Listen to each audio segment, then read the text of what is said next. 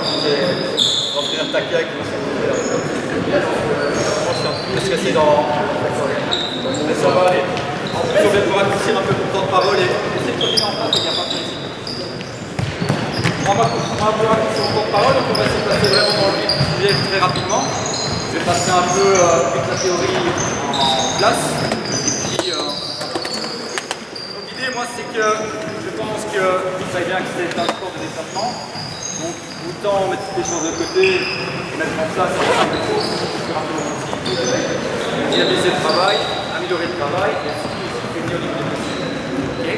Avant de commencer tout ça, il faut savoir qu'il y a des périodes clés. Au niveau, on apprend la course dès le plus jeune âge, par imitation, donc au niveau des enfants, au niveau des 3 ans, adolescents, par imitation des parents. Et par la suite, ça nous reprend ce rôle-là. À 6 ans, on va proposer tout un travail varié et multiple pour vraiment développer l'enfant en puissance. Et par la suite, on va vraiment travailler de plus en plus de manière spécifique. Et on va commencer le travail d'éducation à la course dès l'âge de 6 ans. En sachant qu'il y a une période vraiment au niveau du développement moteur qui est importante, qui est au niveau de la pré-puberté. C'est là que vous devez vraiment fixer au niveau de l'apprentissage du développement moteur, parce que je pense que ça ne apprend rien. Et par la suite, c'est du perfectionnement. C'est la même chose pour le travail de course. Commencer à travailler de course avec, on m'a demandé cette année avec les VDA, ça va, c'est bien, mais il y a déjà pas mal d'acquis de routines qui vont insérer, et très difficiles à désapprendre. Une période d'apprentissage très importante d'avoir la préparation. Et après, c'est du maintien et de l'apprentissage. Au niveau de la technique de course, si je fais vite au niveau, je passe en pratique avec eux, il faut savoir qu'au niveau du sprint, de la course, on a 2 techniques de course. On a la technique de course en cycle avant,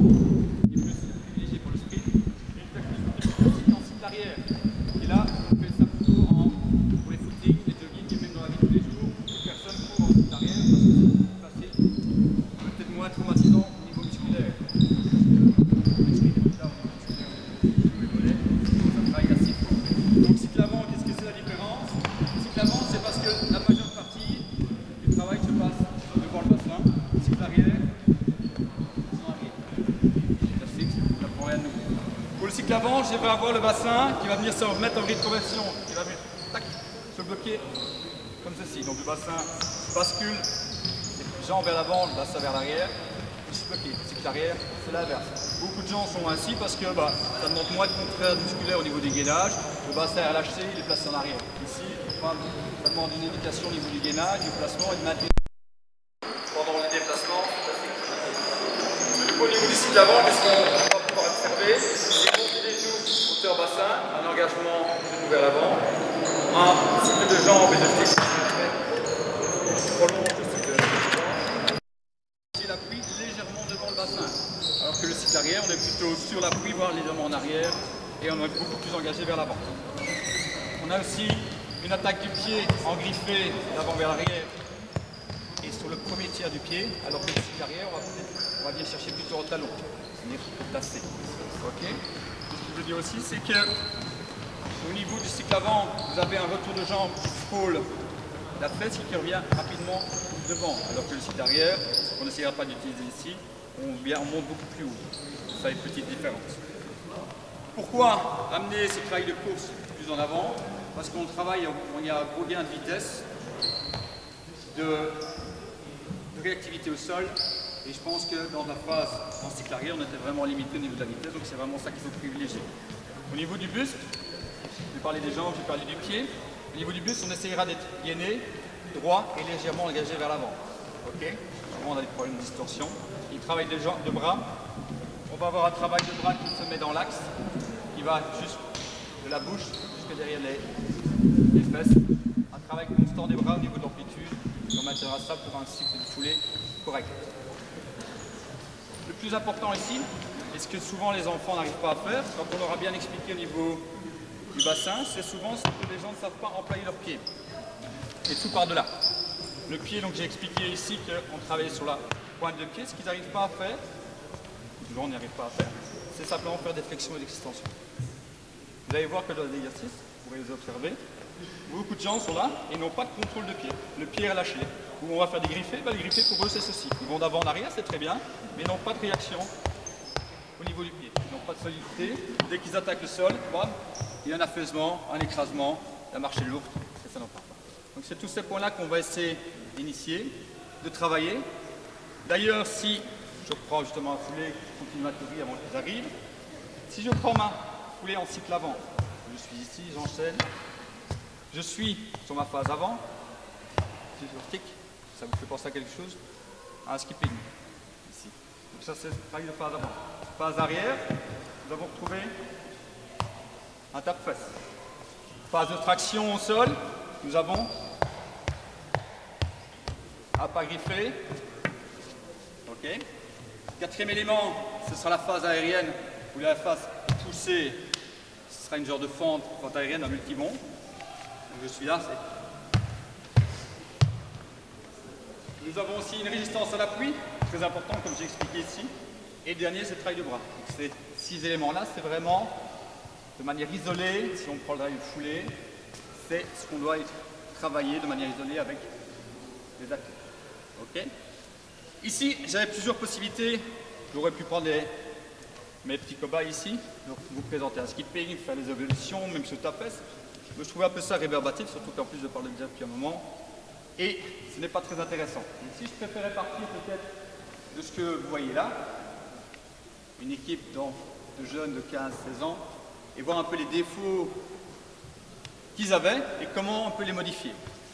Donc si par exemple je prends Maxime et Thomas, vous pouvez venir. Et Mathis, c'est pas là. Vous laissez.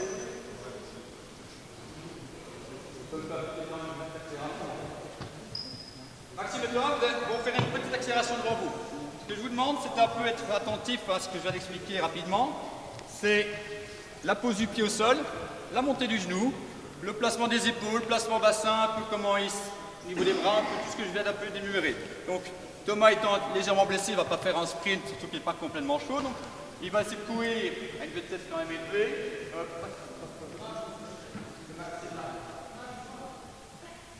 Allez, grouille. Ils vont passer une fois, ils vont passer une deuxième fois. Ce que je vous demanderai, c'est d'être attentif et voir un petit peu ce que vous pouvez observer. Ok? C'est parti.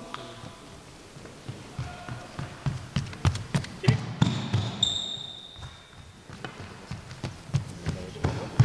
Ils vont le faire une deuxième fois parce qu'ils sont passés quand même très rapidement et vous n'avez peut-être pas eu le temps d'observer tout. Regardez certainement au niveau du pied, l'engagement des épaules, le bassin, la posture, regardez un petit peu tout ça.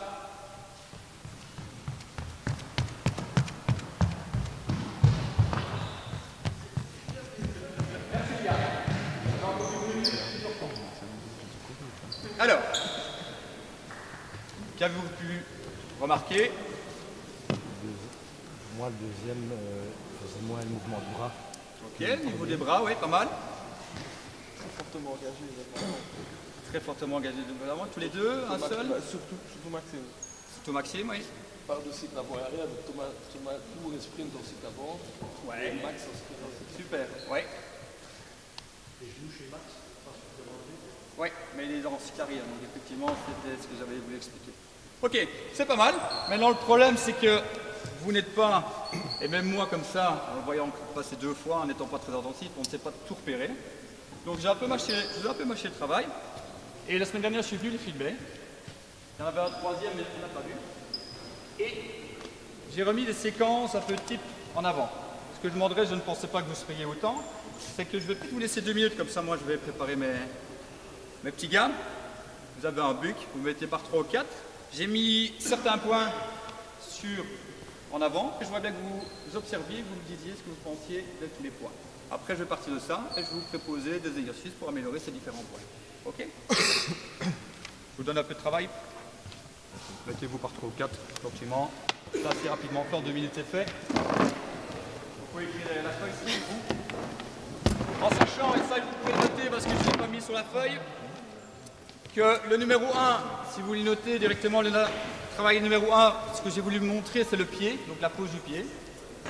Le 2, ils sont un peu ensemble, c'est le bassin, et le 3, le buste. Le 4, ce sont les bras. Le 5, c'est la poussée. Le 6, c'est l'amplitude de foulée. 7, c'est l'alignement des segments. Et le 8, c'est la montée des genoux. Donc en partant de là, je voudrais bien voir un peu ce que vous en pensez, ce que vous observez. Et je reviens vers vous. Les gars, Je prenais les numéros, je sais pas l'enlever.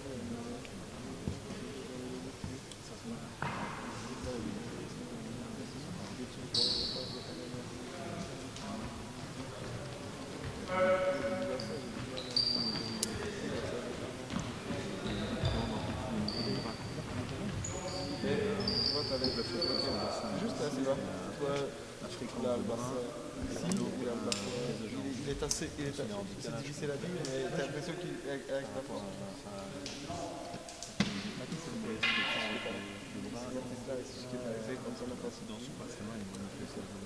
Ça, c'est Matisse. Thomas est moins écrasé, ils sont à la même position. Avec le lui, il est aussi clamant.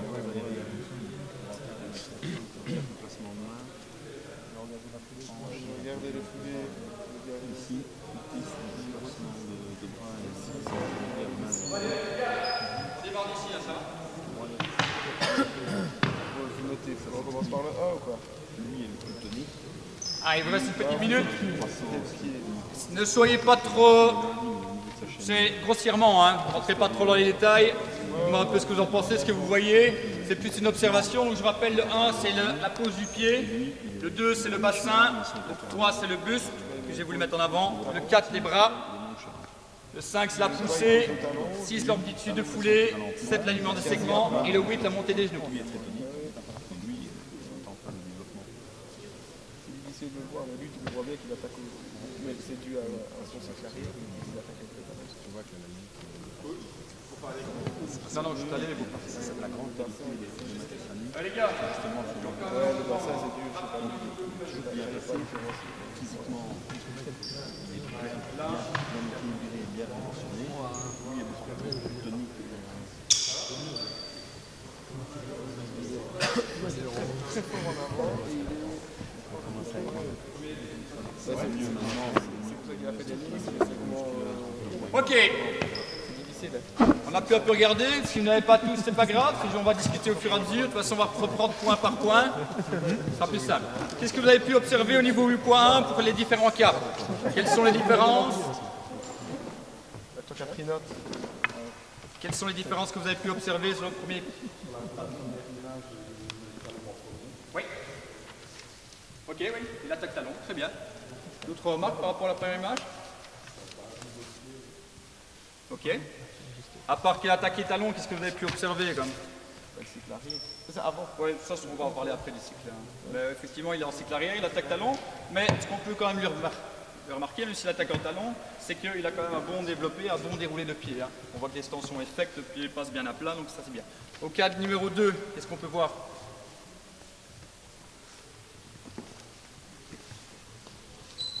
On voit au niveau du cas numéro 2, c'est que lui, le pied est armé, donc il est prêt à attaquer le sol, et qu'au moment du sol, il vient s'effondrer à plat, et en plus, si vous pouvez voir, mais ça se voit pas très bien, mais à la vidéo c'était vraiment marquant, en plus de vraiment venir à plat, il vient vraiment en supination sur le côté, donc il vient tac, bam. Ok, donc ça c'est à tenir à l'œil.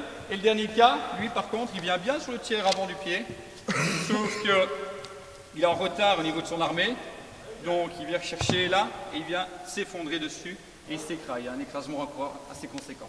Alors, pour travailler ça, ce que je commencerai à faire, peut-être, c'est peut-être un travail de renforcement du pied, un petit travail d'équilibre. Donc, si j'ai trois gars qui viennent ici, on est parti, peut-être première évolution, je les ai. Juste simplement propriation de base, équilibre sur un pied, équilibre, évolution, équilibre pointe de pied. Et si j'ai déjà des gars un peu plus costauds, regardez déjà ici au niveau du contrôle de pied, on est déjà au niveau renforcement, ça bouge déjà. On leur demande de fermer les yeux en plus. Super, donc là, au niveau contrôle du pied et déjà comprendre que le pied sert déjà à quelque chose, on est déjà pas mal. Pourtant ça fait déjà un moment qu'ils le font, ils ont déjà du mal. On ouvre les yeux, une évolution est toujours, on va amener ça en déplacement, on va sauter d'un pied sur l'autre, et essayer de stabiliser sur chaque appui. C'est parti.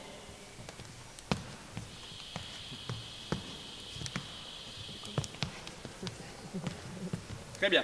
ce que vous pouvez remarquer ici, et c'est pour ça que je voulais quand même mettre ces 2-3 petits exercices-là en place, c'est que, et ça fera un apprentissage par la suite, c'est que ils ont vraiment du mal, et pour la plupart de ce que je vois, à mettre l'appui au niveau d'être sur l'appui. Vous voyez, ils sautent, et ben on est chaque fois en blocage, on est chaque fois au niveau du genou, et ils n'arrivent pas à sauter et être sous l'appui, stabilisé. Vous allez voir ici, justement, le mal, être sous l'appui. Ça, il faut absolument corriger le plus rapidement possible. Parce que le problème, c'est qu'à chaque fois qu'ils viennent en blocage, donc c'est à l'inverse de ce que je vous expliquais tout à l'heure, il y a le genou qui prolonge, clac, genou, clac, genou, clac, genou. Et on va se retrouver avec des inflammations au niveau du tendon d'Achille, tendon rotulien, et ça c'est vraiment à éviter. Et en plus au niveau de l'apprentissage, ben, on est sur l'appui, on saute, même dans vos jump shots, éviter de partir là. Ok, donc c'était un premier apprentissage au niveau du bon, je reviendrai un peu plus tard. Au niveau du renforcement d'appui, je vais varier un peu différentes marches et commencer à essayer de lui apprendre, vu qu'il y a des problèmes au niveau du griffé, à stabiliser les chevilles, mais à être sur l'avant du pied. Donc je vais simplement les faire marcher, pointe de pied en essayant de descendre le moins possible le talon. C'est parti. Les suivants, ils vont eux essayer de marcher plus naturellement, mais à chaque fois ils vont être en appui que plante de pied et le talon bougera le moins possible. Donc on est plus naturel, mais le talon ne touche pas le sol. C'est parti.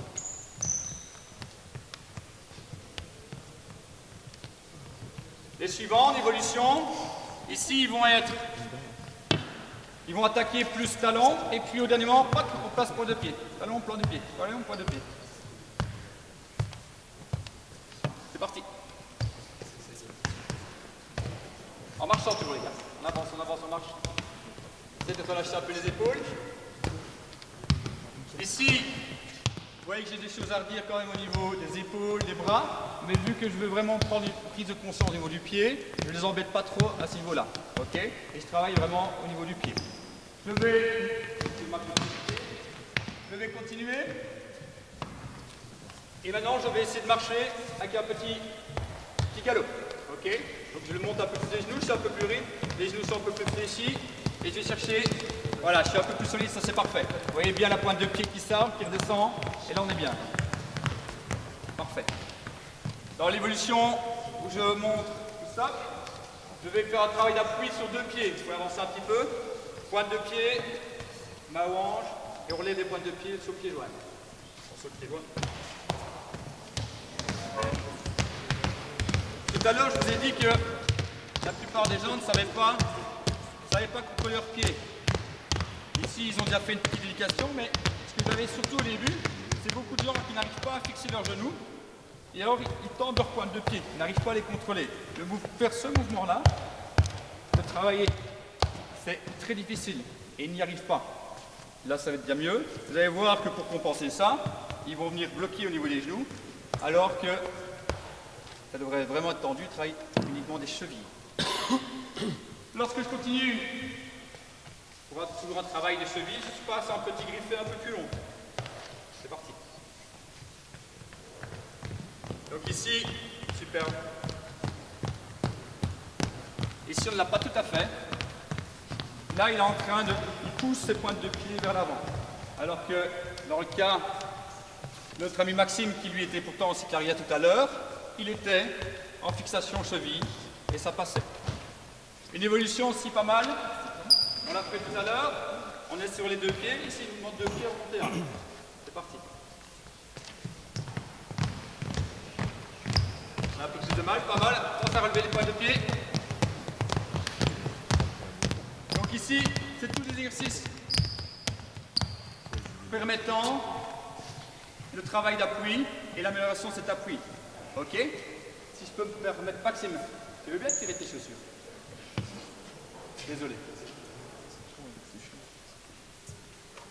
Pendant qu'il termine ça, je vais quand même demander.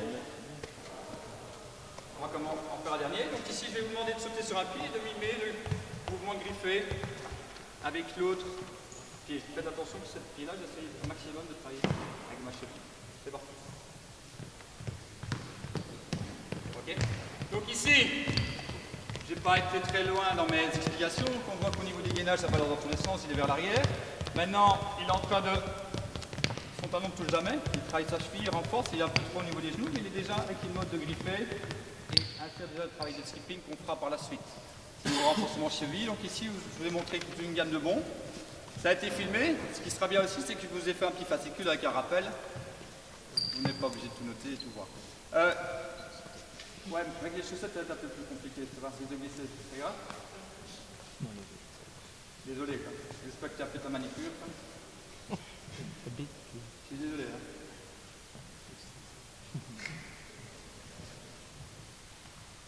Tu veux bien maintenant reprendre un petit peu d'élan et repasser en courant gentiment. On va faire un petit test. J'ai encore jamais fait avec lui. Mais je vous parlais tout à l'heure du cycle arrière. Lui tout à l'heure, vous m'avez dit clairement, et vous l'avez vu, il est en attaque talon. Maintenant, je dois le faire courir pied nus, on va voir ce qui va se passer. Vas-y. Ouais, tu cours.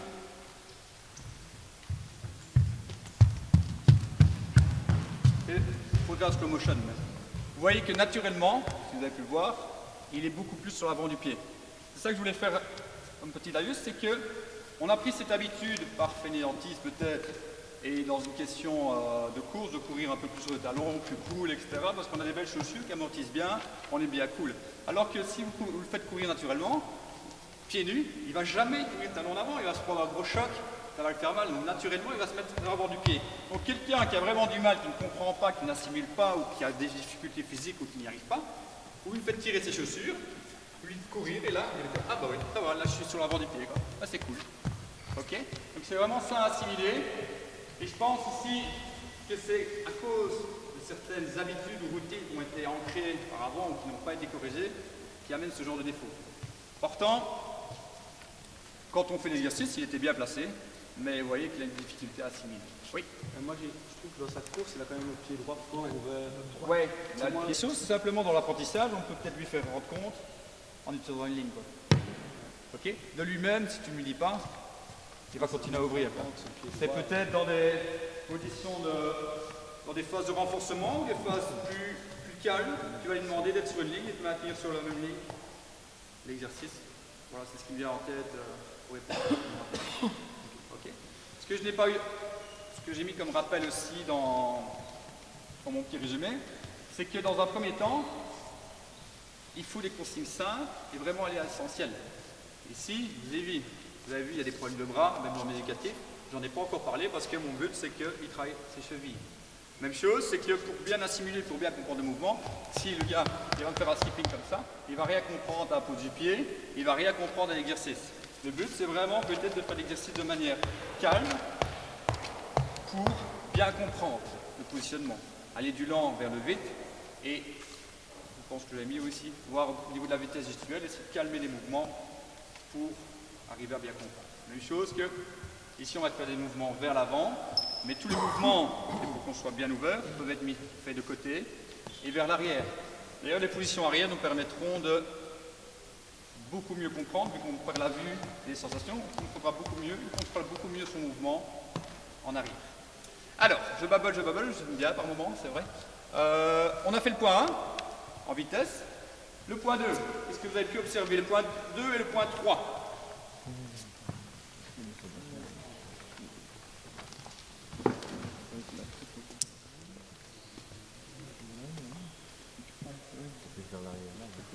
C'est pour ça que je babole un peu plus vite. Quoi. Donc le 2, c'était le bassin et si on peut englober le buste, comme ça on va gagner du temps. Qu'est-ce que vous avez pu en remarquer? On parlait du cycle arrière tout à l'heure. Donc qu'est-ce qu'on voit sur le cas numéro 1? Vers l'avant. Qu'est-ce qui est vers l'avant? Le buste fort vers l'avant. Oui, le buste est dirigé vers l'avant, effectivement. Quoi d'autre? Le bassin. Le bassin est on est en cycle arrière, donc d'office le bassin est en légère antéroversion. Ok. Et dernière chose, c'est ce que vous pouvez remarquer, ça ne se voit pas fort. Maintenant, si se mettre, ouais, désolé, tu es toujours avec tes chaussures. Mets-toi un petit peu debout.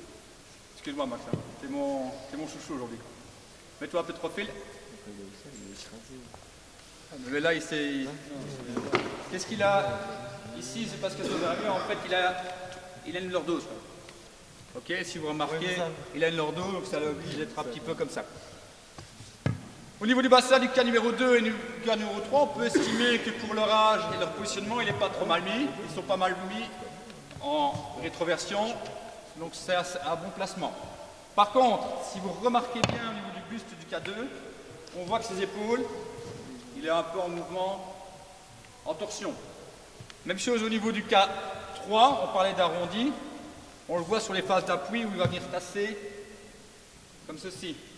Et de nouveau, il est un petit peu trop engagé vers l'avant. Ok? Suivant, les gars. Alors, pour travailler tout ça, la première chose, c'est qu'ils prennent un peu conscience de ça. Si Jimmy est bien le profil, ce que je vais lui... Je peux te mettre le profil pour voir. Ce que je vais lui demander, c'est de pousser les fesses vers l'arrière. Mettre le bassin en... Non, tu ne bouges pas les épaules, tu bouges juste par... Juste comme ça, juste avec le bassin.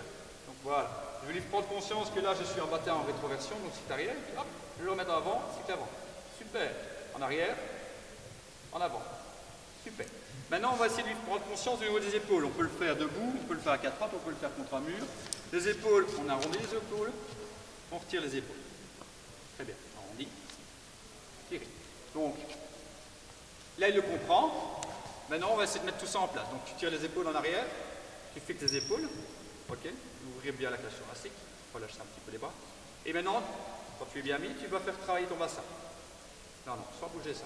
Tu ne dois pas bouger. Les épaules ne bougent plus. Et tu fais travailler ton bassin en arrière et puis en avant le bassin. Encore plus vers l'avant. Ouais, bien en arrière, c'est vers l'avant. Ok, super. Très bien. Maintenant, tu fixes ton bassin en avant et tu fais bouger tes épaules. Ok. Tu laisses tes épaules en avant. Voilà. Ok. Donc déjà, première étape, c'est que s'il n'arrive pas à faire ça debout, à quatre pattes, comme vous voulez, il ne saura pas le faire en courant, quoi. Ok, donc première étape, lui en faire prendre conscience. Ok, c'est super Jimmy. Ok, deuxième chose.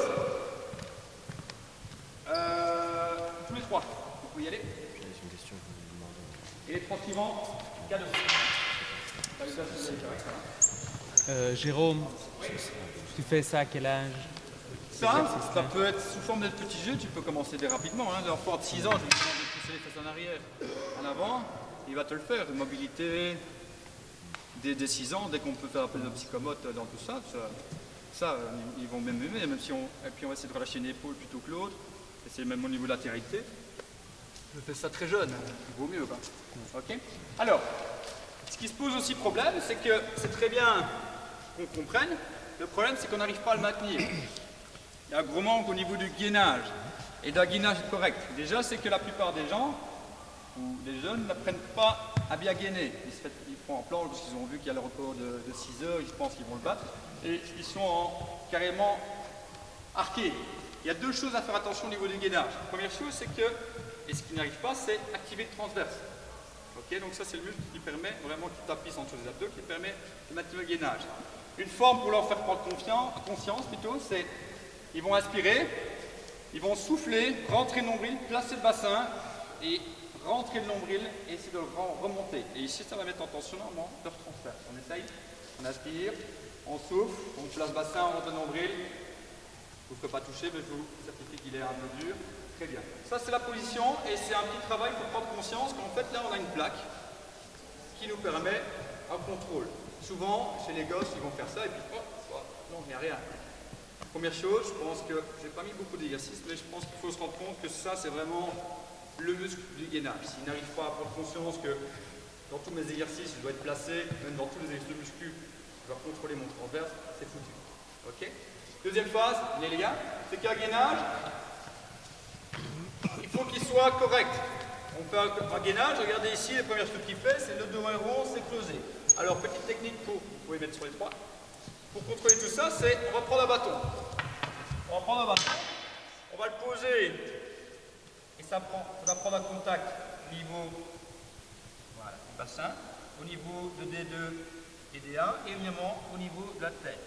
Donc ici, on va essayer de jouer, tourne le bassin un peu dans l'autre sens, voilà. Donc vous voyez ici, lui, il a un petit manque de contrôle au niveau épaule, bas du corps.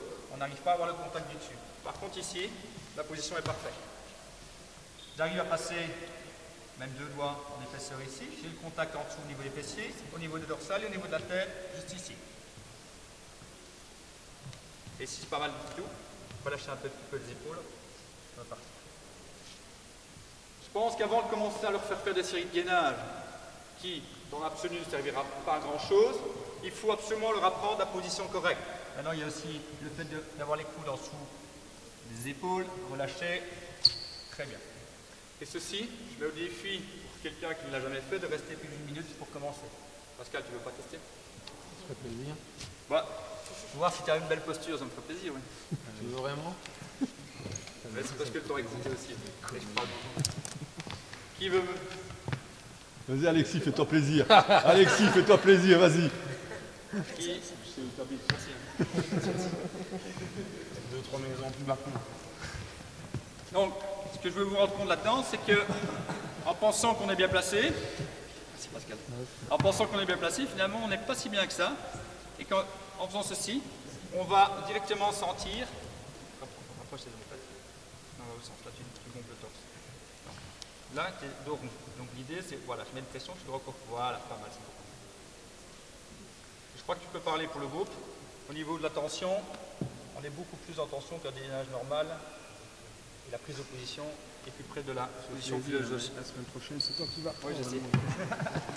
C'est plus près de la position naturelle. Non, mais ce que je voulais te faire remarquer, et je pense que tu peux parler, c'est qu'on est directement en contraction beaucoup plus vive et on doit se maintenir dans cette position-là. Oui. J'avais demandé à l'entraînement, c'est de le faire avec eux, parce que et ça, les coachs, c'est important qu'ils le sachent, c'est que le gainage va améliorer en tout cas la sangle abdominale forte va améliorer la qualité au niveau du shot. Donc un shotter qui fait 1000 répétitions, qui fait 500 mais qui fait du gainage et qui est correctement gainé, aura une meilleure précision dans le shot. Ce n'est pas que la répétition. Le gainage et la répétition est important. Tout à fait. Il y a une étude qui a été faite par les Français à l'INSEP là-dessus. Pas Grosjean? Comment? Pas Grosjean? Monsieur Grosjean? Oui, concernant.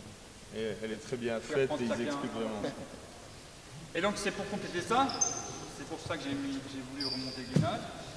Je ne vais pas vous montrer les exercices de gainage, parce que vous en connaissez plein, mais le but c'est d'essayer de bien faire le gainage. De comprendre vraiment les bases pour pouvoir l'employer correctement. On continue au niveau du mouvement du buste.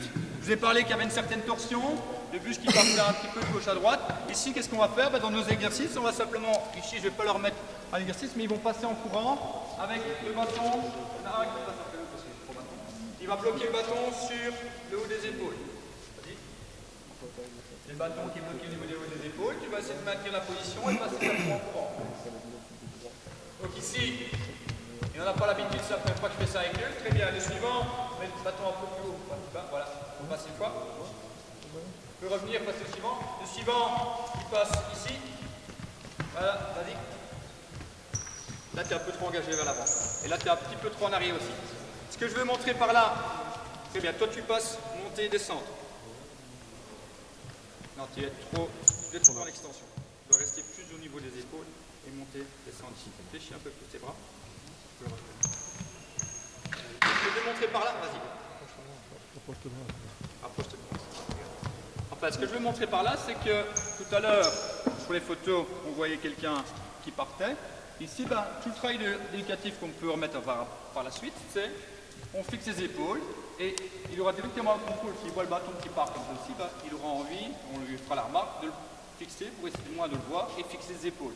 Ça évitera de travailler sa torsion. Rajouter avec le gainage qu'on vient de voir, ce serait nickel. Même chose, on pourra faire soit là au-dessus, soit avec des mouvements pour un peu l'embêter et amener des choses différentes. J'accélère parce que sinon je vais me faire taper sur les doigts. J'ai pas mal de matière encore à voir avec vous. Le point 4. Vous pouvez jouer questions-réponses, mais je vais accélérer un petit peu. Au niveau du travail de bras, on va surtout sur le niveau, le premier cas, que l'amplitude des bras est assez faible et qu'en plus, si vous voyez son bras droit, il tourne un peu comme ça. Même chose pour le cas numéro 2. On parlait d'une torsion, sa torsion est amplifiée par ses bras, on a l'impression qu'il boxe un petit peu. Tu pourrais juste dire qui est le numéro 1, 2 et 3 qui prennent aussi conscience. Par exemple, je pense que le 1 c'est Max, Ouais. qui court comme ça. Dire vraiment qui est qui, comme ça ils sauront aussi les défauts. Ouais, mais ce petit travail-là, je l'ai fait pour 3 personnes. Je pense que Non, je ne l'ai pas encore, je n'ai pas encore montré. Je ne voulais pas mettre en fait en avant des noms et des personnes, même si j'ai passé Max. mais je pensais le travail en individuel à moi faire avec eux. Quoi. Non, non, mais c'est très bien. Mais je pense que ici, vu qu'il y a un groupe et qu'on critique certaines phases, peut-être pas, je ne voulais pas les mettre en avant. Voilà, mais tu... Effectivement, c'était pas pour les tailler, quoi. Non, non, mais c'est une bonne remarque, mais je le ferai après avec eux. Et par contre, si vous voyez le numéro 4, le numéro 3, pardon, au niveau du travail de bras, il est vraiment correct. Juste qu'on pourrait demander un tout petit peu plus d'amplitude et surtout un retien les bras. Si vous regardez les bras, lui, il a plutôt tendance à les relâcher. Vous voyez, l'angle n'est pas constant. On va voir que derrière, il va avoir les bras beaucoup plus tendus et puis à réfléchir. Donc ça, voilà. Pour corriger ça, on va leur donner, par exemple, des bâtons. Et je vais leur demander de faire un discipline. Et de garder leur bâton là. Et ils doivent garder leur bâton parallèle et les faire aller d'avant en arrière avec le petit skipping. C'est parti.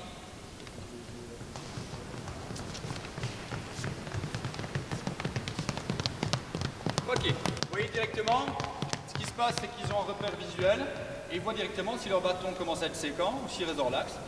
C'est un petit jeu aussi et ça permet de corriger cette phase-là. Si j'enchaîne sur...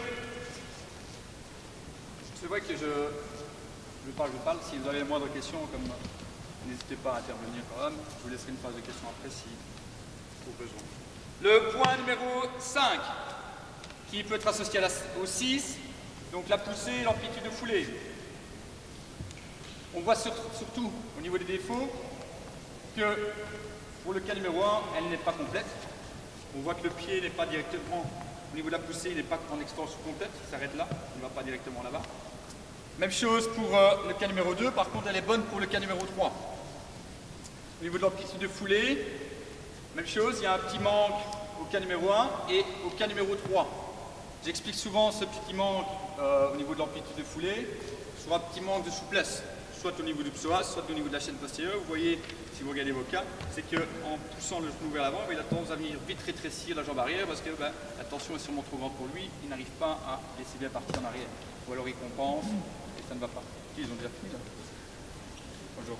Ouais, donc, ici, on mettra en place tout un travail par exemple, de marche, où je vais leur demander d'attaquer talon parce qu'on est en marche, et de vraiment pousser jusqu'au bout. Pousser. Pousser. Ok, c'est parti. Et je pousse jusqu'à l'extension complète du pied, voilà. Et je pousse jusqu'à la pointe de pied, jusqu'à l'extension complète, c'est pas mal du tout. Donc là, c'est pour leur faire comprendre que le travail du pied jusqu'au bout est important. On demandera vraiment d'avoir une torsion de la chaussure et une poussée jusqu'au gros orteil. Ok. Après, sur un travail plus, on peut évoluer sur un travail de fente. Donc je vais leur demander, ici on était en marche, mais je vais aller chercher la fente et pousser vraiment, sentir que j'écrase mon gros orteil. C'est parti. Attention bien aller chercher le talon, protéger votre genou. Très bien. Donc là, on voit que le déroulement du pied se fait complètement. Vous pouvez même encore aller chercher un peu plus bas, les gars. Impec. Et puis on passera sur notre phase de travail aérienne qui est les multibonds. On fait ça de manière dynamique. Les foulées bondissantes. On y arrive? Non? Ce qu'on a fait en test là. Donc le multibond, ce qu'on pourrait évoluer, c'est un travail, on va sauter. On va aller chercher, pousser pour aller chercher le plus bas possible. Pour ce travail-là avec des enfants, on demandera, peut-être on se fait une séquence, on demandera de faire le moins de multibond, le moins de pas possible pour réaliser la distance. Ok. On pourra mettre peut-être aussi un travail avec des lattes et essayer d'aller chercher les lattes le plus loin possible pour améliorer cette amplitude de foulée et cette poussée. Je vais poser mes feuilles.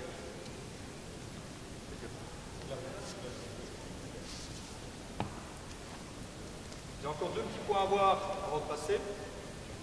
Au niveau de l'alignement des segments, et je pense que c'est assez clair si vous regardez les cas, on a une personne qui est en cycle arrière, donc qui va vraiment avoir un tassement et une cassure. Et en plus pour le cas numéro 1, vous allez voir, vous avez la tête qui part un peu ici en tortue. Même chose pour le cas numéro 7. Il a une attaque, donc il est mieux placé, mais le bassin est légèrement retrait dû à son apaisement. Et de nouveau, il a la tête un peu comme ça parce qu'il engage un peu trop les épaules. Par contre, le numéro 7, il est vraiment bien placé. Oui, le cas numéro 2, et le point numéro 7, il est mieux placé. Il a ce bassin qui est un tout petit peu en retrait dû au fait qu'il vient chercher bien à plat. Donc il y a le petit tassement qui amène le bassin en arrière. Alors que s'il arrive à griffer, lui il serait vraiment parfaitement mis. Petit travail pour ça, c'est plus en lien avec ce que je vous ai présenté tout à l'heure. Donc déplacement avec bâton. Là ils vont prendre conscience qu'il va rester un peu plus droit, qu'il regarde devant soi. Mais on peut aussi amener tout ce qui est travail de... J'ai mis ici. Tout ce qui est travail de tape-fesse. Et le tape-fesse, je suis obligé, ceci n'est pas un tape-fesse. Le tape-fesse, je fais sur mon bassin, j'essaie de tirer vers l'arrière. Là, je suis obligé de me grandir. Je n'arriverai pas à faire du tape-fesse vers l'avant. On va aller regarder d'ailleurs. On passe en tape-fesse, les gars. Donc ici, vous voyez que même Maxime, qui est en arrière, essaie de se grandir. Il doit tirer les genoux un peu plus en arrière, pousser le bassin. Et là-dessus, on arrive à avoir un alignement des appuis et voilà, le segment plutôt beaucoup plus droit. Ok.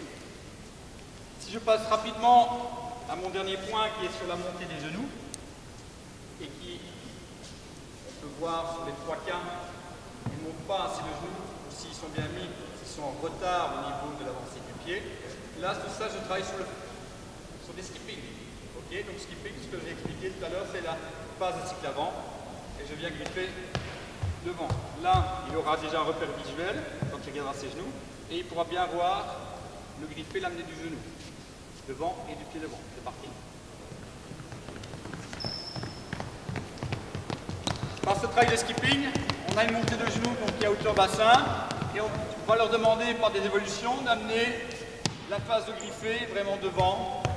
Au fur et à mesure, on va venir tendre et de rechercher sous le bassin.